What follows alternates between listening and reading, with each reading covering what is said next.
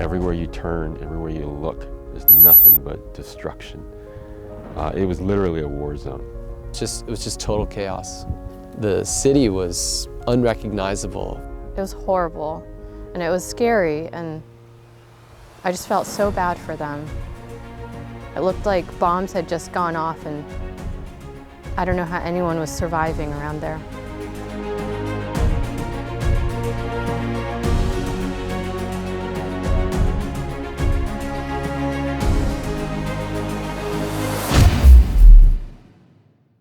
There was just soldiers everywhere, like soldiers, military personnel, and so this guy said, just pull over here. And so I just got out confidently and said, what do you want me to do? And they said, tell your team to pull over here. And so I told them, I said, you guys pull your cars over. And then we stepped out, and then there were just 2 body bags. And it just hit home really fast, like, wow, this is gonna be devastating. And then there was a guy standing there next to this huge pile of rubble. He was from Belgium, and he said, where are you from? And we said, we're American. He just looked at the pile and he said, my family's in there.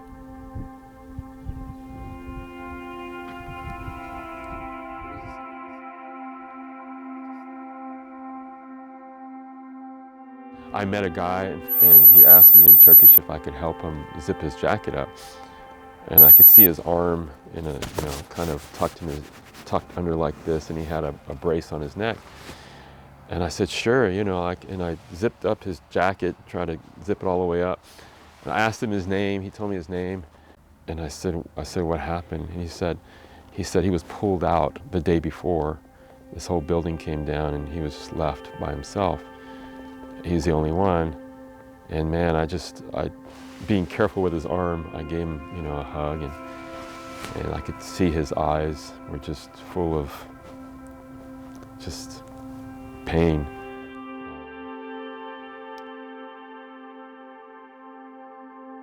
On Monday, February 6, 2023, at 4:17 a.m. local time, an earthquake of 7.8 magnitude hit the province of Hatay. The shaking lasted for 75 seconds, causing terrible destruction and devastation. About 9 hours later, 1:24 in the afternoon local time, a second earthquake hit with a magnitude of 7.5 on the seismic scale, affecting the province of Kahramanmaraş. These 2 major earthquakes combined affected over 10 major cities in 24 hours. Our team is working in this building. We've been there for 3 days now, and we needed a French team came. It was a very heavy-duty crew. They had their own equipment, and it was incredible. And they came, they assessed it. They said, hey, what's going on? And we said, hey, we've got some thermals here. Here's the depth. And they said, would you like some help? And our team said, yeah, come on in. And they actually had a high-tech sound device that what it does is it sends out reverberations. And if those vibrations pick up anything, it can pick up heartbeat, or even a voice or a breath that's like under 12 feet of concrete. It's incredible. So they came in, they took that reading, and they said, yeah, we're getting a slight something.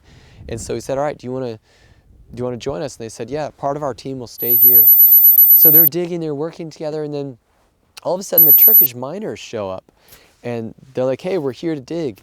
And we said, well, we've already got 2 teams on this site, and we don't actually need anyone else to dig right now. If it's okay, could you just stand by? Or I'm sure we're talking about, in all of Turkey, totally affected, there's over 8,000 buildings that are down, and people can't even get one crew to come to their building. And our building has like 3-4 crews. So we're like, hey man, go somewhere, there are other people that need help. Those people haven't had anyone come. And, well, the Turks are all upset, and because there's this nationalism there.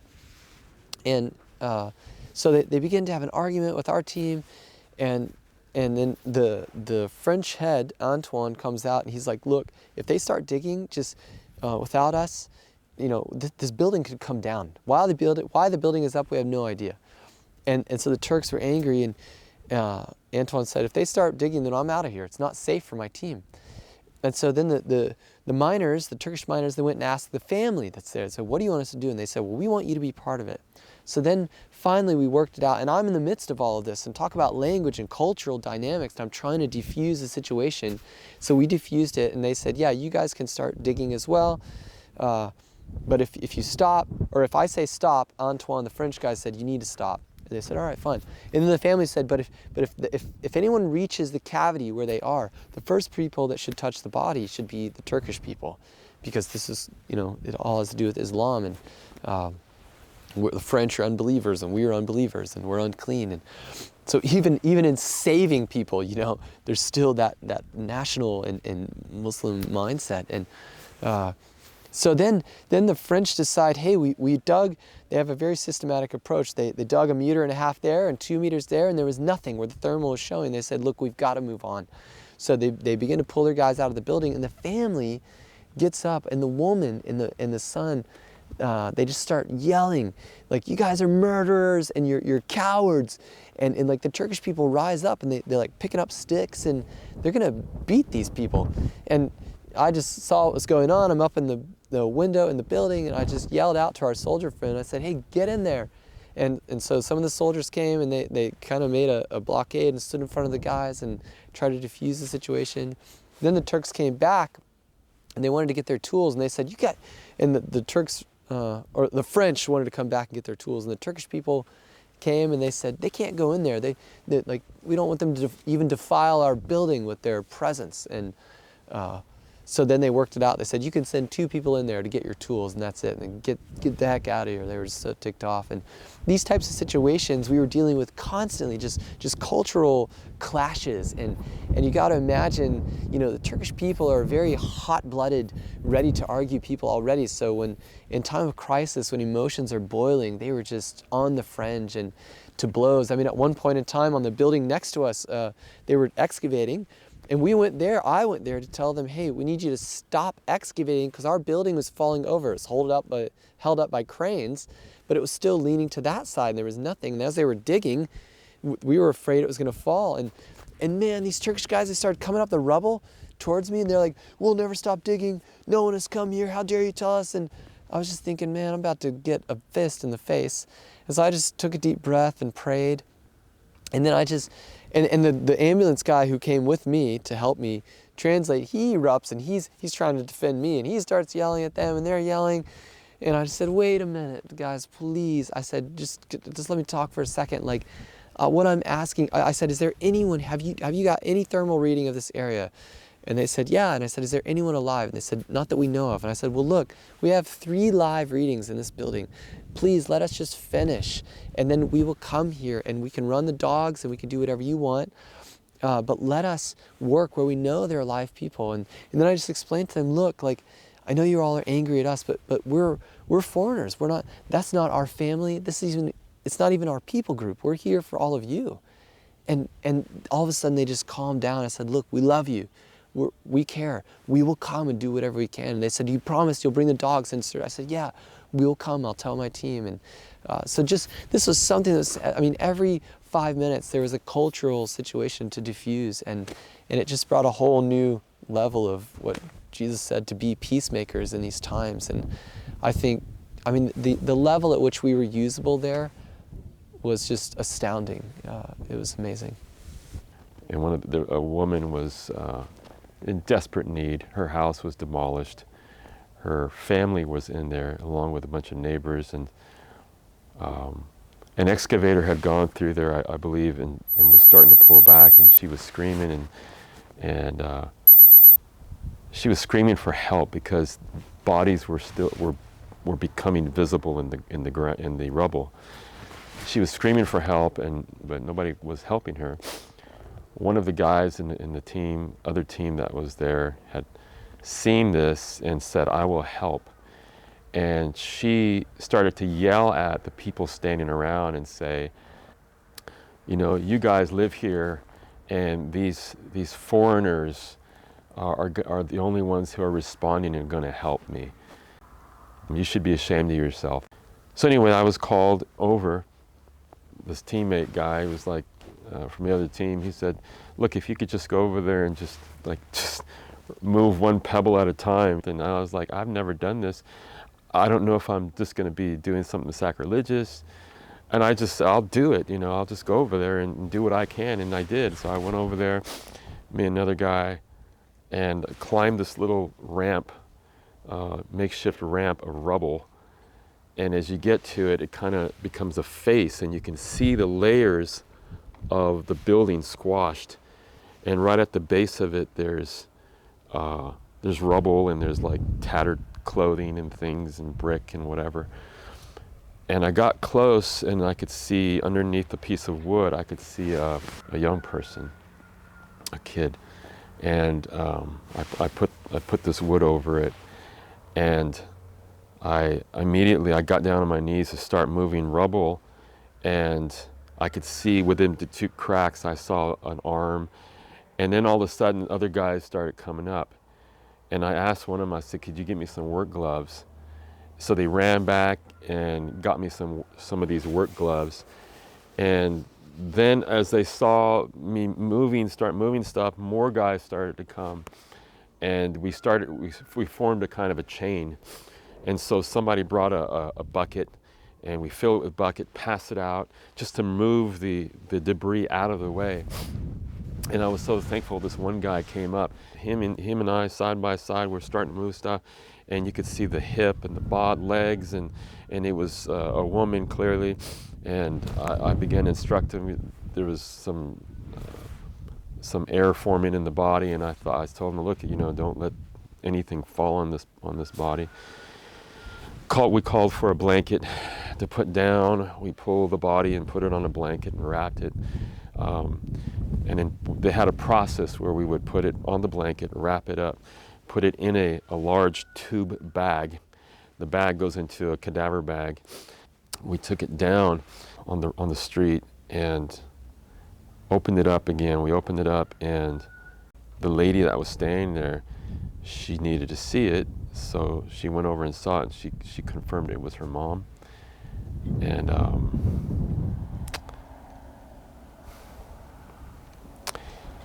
she just wept.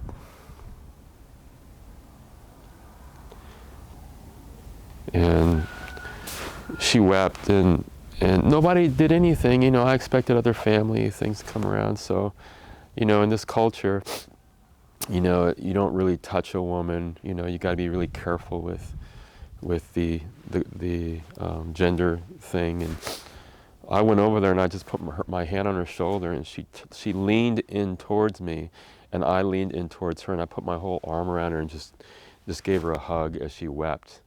And she just really needed that, because for a couple of days there, her family's buried and she's got no way of reaching them.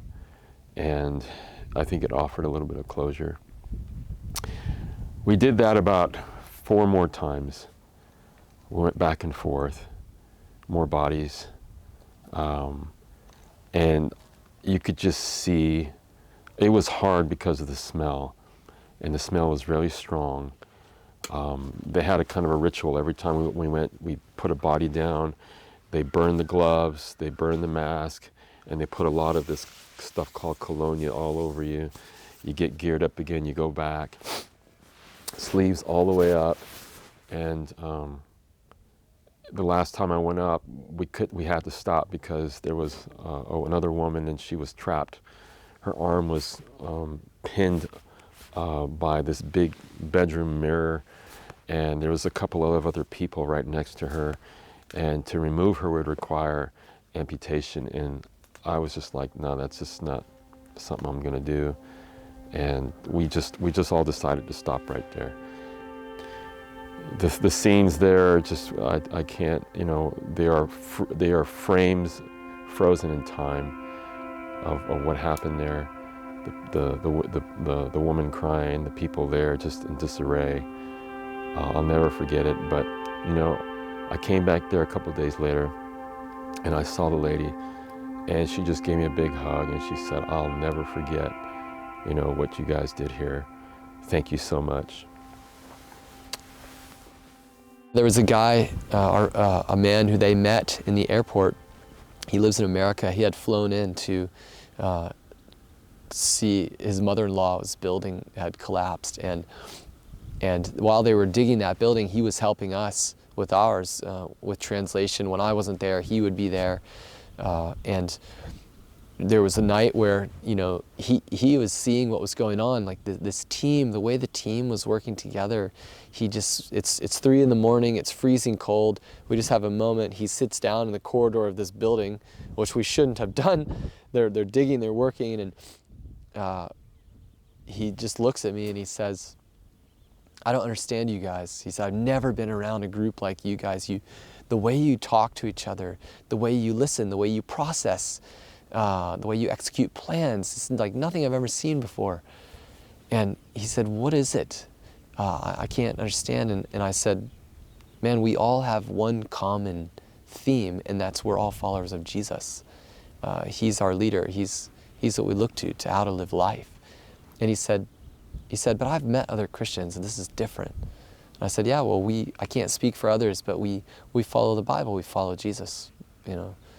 And then later he was outside the same night, and he showed me a text on his phone, and it was a poetry written in Turkish, and it said, "We the believers have not come to the aid of each other, but the infidels have run to help us." And then later that night he told my wife, he said, I've lost my religion," as in saying like I'm done with Islam. And this man was just completely indicative of other people that we had met who were giving us the same testimony just from us being there and loving them and serving them. Some guy asked us to come to his building to search with the dogs. And as we got there, they told us there was a big coordinating group. There were 2 buildings side by side, and they had fallen in toward each other. And in one building, we were going to search for this guy's family. In the other building, they were already doing some search. And they heard a noise, so they told everyone, "Be quiet." So we had to wait there for a little bit, and they thought they heard a noise, and they actually did. And they pulled out an old lady. She was like over 60 years old, but they pulled her out on the stretcher alive. It was pretty amazing.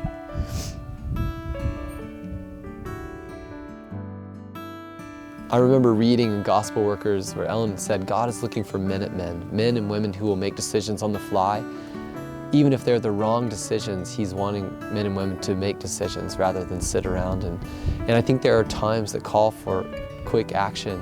And again, in this situation, just to be with those people, even if I couldn't have translated or done anything, to stand with them in the street and put my arm around them and just sit there with them in the cold night and day and cry with them, it would have meant the world to them. So I'm so glad we went there. I think if we didn't go, it would have been a loss, a big loss on our part. People here are very difficult to reach, but here's a need, a great need. And even my neighbors recognize just how swiftly we went there, how selfless it was, because we were put in danger ourselves. Would I do it again? Absolutely. People need help. It is the gospel. Jesus came in earth's most desperate time, and he entered into our pit and pulled us out. He stayed in, and that's what we're required to do. And, you know, absolutely. I will never regret going in there. I'm just thankful for everyone who has believed in us, who has sponsored us, supported us through prayer, financial efforts. And the fact that we can be here in this time and help people like this, I mean, to see these people, it was amazing. And to be there for them, to cry with them, to hug them, to encourage them, to help pull out live people, to help pull out their dead people. I was really blessed, and I'm thankful for that opportunity.